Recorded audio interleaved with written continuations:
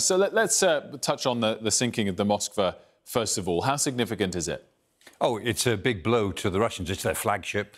The last time they lost a flagship was in the Russo-Japanese War of 1904, so it's a big prestige blow. And that ship was acting as the command centre. It's a guided missile cruiser and a ship that it does air defence. So it will have been the ship that was actually organising the rest of the fleet. They've got about 30-odd ships in the Black Sea at the moment.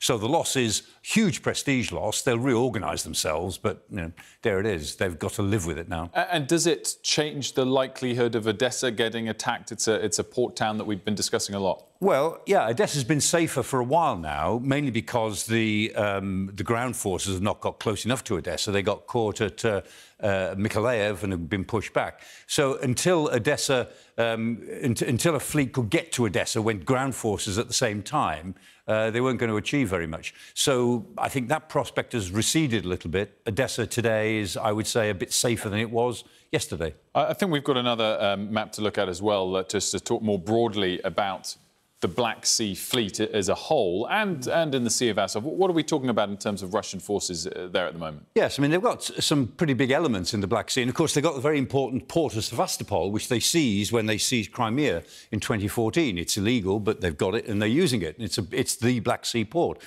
Entry into the Black Sea is determined through the Straits, through the Bosphorus, which are controlled by Turkey, and that's governed by the Montreux Convention of 1936, which says that Turkey can close the Straits to warships if there's a war going on, or they can close the Straits to ships that are a threat to them personally.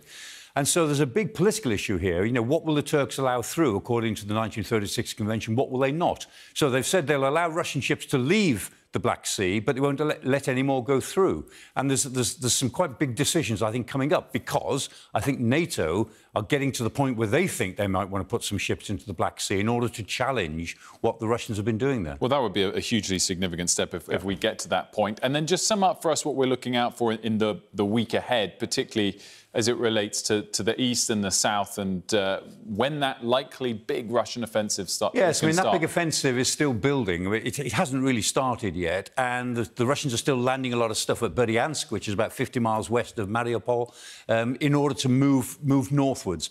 When that offensive starts, it will be pretty big. We're seeing lots of fighting going on at the moment, but really the Russians are still building up this big concentration of forces on their side of the border, moving it in. As and when it starts, it will be quite a big offensive. And if we've got that extra aid coming from the US, $800 million worth, how long does this Russian offensive have to delay for that to be in Ukrainian hands? Yeah, it's a pure guess, but, I mean, we're talking about a couple of weeks, probably. The thing is, the Americans are sending the Ukrainians what they can use immediately, things they don't need to be trained on, and they need a lot more ammunition. Also, the weather in Slavyansk for the next week is wet. There's going to be rain all next week. That's not good for the Russians. It is good for the Ukrainians because it probably buys them a little bit more time.